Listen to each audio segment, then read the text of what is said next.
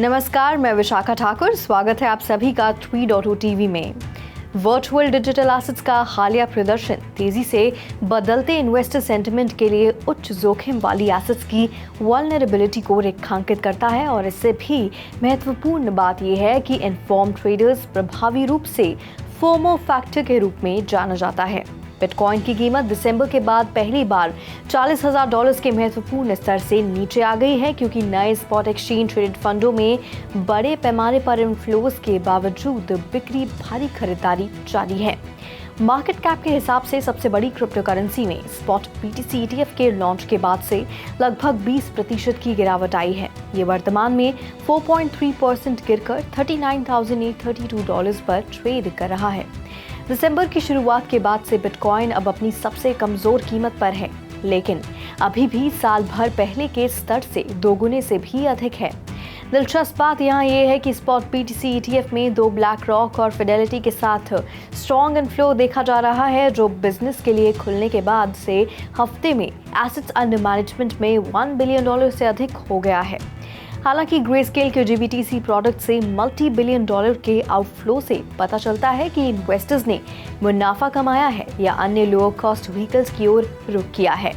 Favourable news flow के बीच markets अपने निचले स्तर की तलाश कर रहे हैं। अभी के लिए बिटकॉइन ब्रॉडर मार्केट्स को नीचे गिरा रहा है। इथेरियम यानी कि ETH दूसरी सबसे बड़ी क्रिप्टो करेंसी $2300 के स्तर तक फिसल गई। ये हाल ही में 5.6% की गिरावट के साथ $2,334 पर था। अन्य बड़े ऑल्ट कॉइन्स जैसे BNB, सोलाना, कार्डानो, XRP को भी लिक्विडेशन प्रेशर का सामना करना पड़ा। पिछले 24 घंटों में ग्लोबल क्रिप्टो मार्केट कैप 4.4% घटकर $1.57 ट्रिलियन हो गया। दूसरी ओर टोटल क्रिप्टो मार्केट का वॉल्यूम 131.7% उछलकर $69.9 बिलियन हो गया। ग्लोबल में टोटल वॉल्यूम वर्तमान में $5.6 बिलियन है और सभी स्टेबल कॉइन्स $64.4 बिलियन हैं, जो टोटल क्रिप्टो मार्केट के 24 घंटे के वॉल्यूम का क्रमश 7.9% और 92.1% का प्रतिनिधित्व करता है।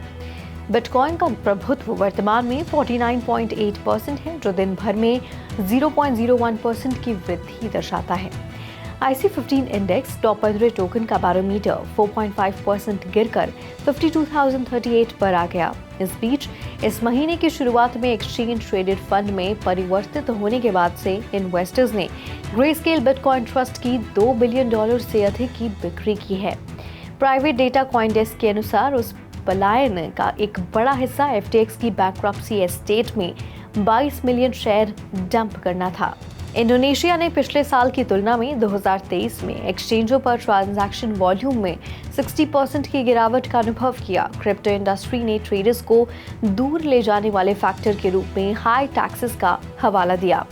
इंडोनेशिया में क्रिप्टो एसेट्स को 2 इनकम टैक्स और वैल्यू एडेड टैक्स यानी कि वैट के अधीन कमोडिटीज के रूप में माना जाता है। इंडोनेशिया में लीडिंग क्रिप्टो एक्सचेंजेस जो उनका कहना है उनकी हर ट्रांजैक्शन पर भुगतान किया गया टोटल टैक्स एक्सचेंजों द्वारा ली जाने वाली ट्रेडिंग फीस से अधिक हो सकता है। ट्रेडर्स पर टैक्स और ट्रेडिंग फीस का भारी बोझ उन्हें क्रिप्टो खरीदने से डिस्करेज कर सकता है। क्रिप्टो यूजर्स पर हर क्रिप्टो ट्रांजैक्शन पर 0.1% का इनकम टैक्स और 0.11% का वैट लगता है। कुछ लोकल क्रिप्टो कम इंडस्ट्री मेंबर्स का तर्क है कि क्रिप्टो को सिक्योरिटीज के रूप में मानने से यूजर्स पर कुछ टैक्स का बोझ खत्म हो जाएगा। क्रिप्टो मार्केट में उल्लेखनीय गिरावट देखी गई है। BTC $41,000 से नीचे गिर गया है और AVAX और SOL जैसे ऑल्टरनेटिव कॉइन में 5% से अधिक की गिरावट आई है।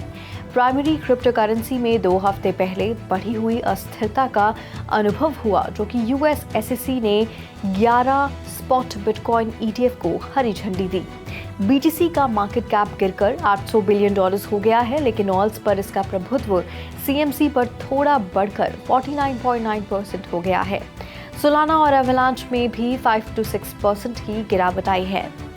ETH, BNB, XRP, ADA, Doge, OP, INJ, NEO, TIA, FIL और ARB के साथ लार्ज कैप शेयर्स को नुकसान हुआ है। CMC के डेटा के अनुसार पूरे क्रिप्टो मार्केट में रातों रात लगभग $40 बिलियन की गिरावट आई है और वर्तमान में ये $1.6 ट्रिलियन पर है।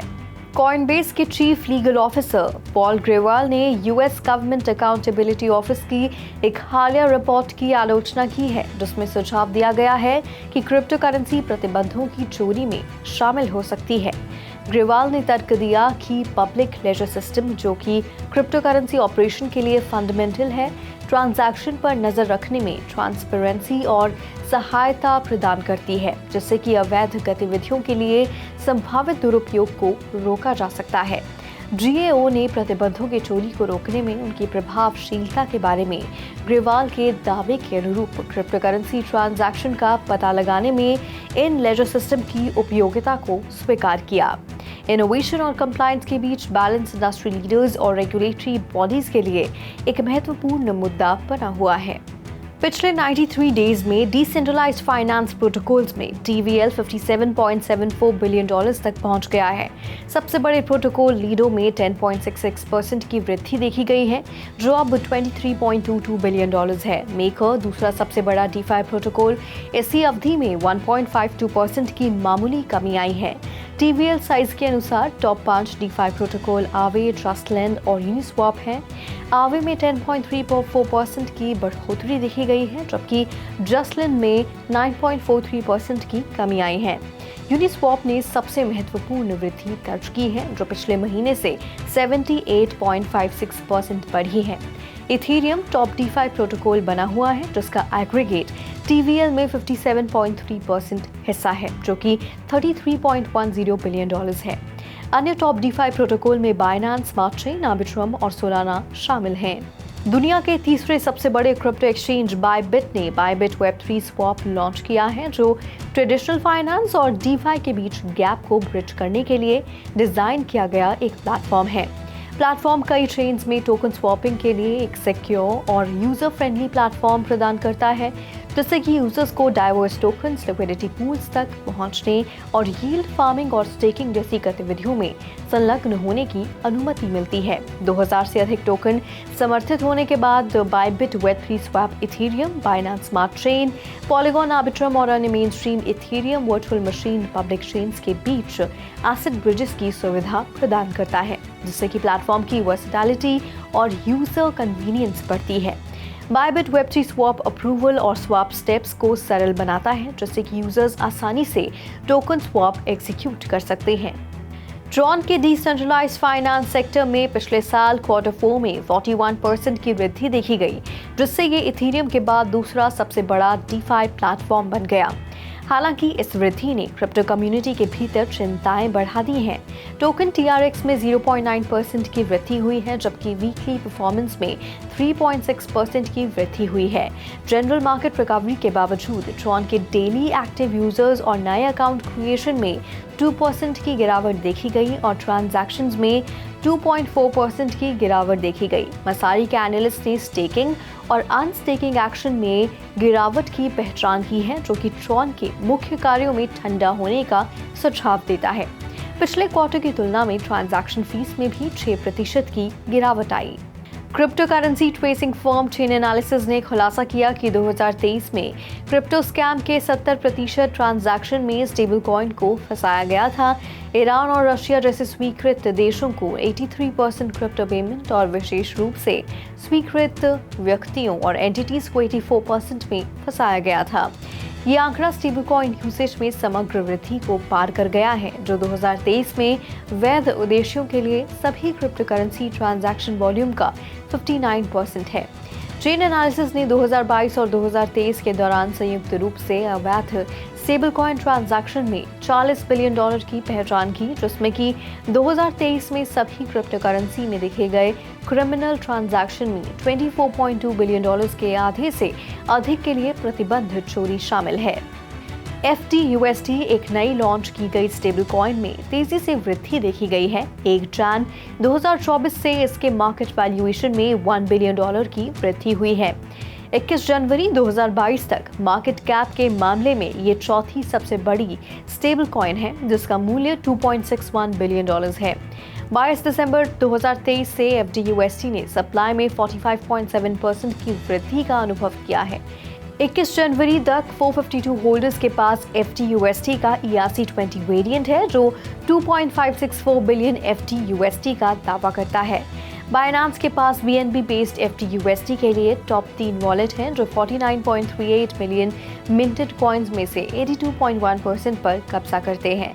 बाइनांस ने इथेरियम वर्जन में प्रभुत्व बनाए रखा है जो टोटल ERC20 FTUSD सप्लाई का 97.48% है।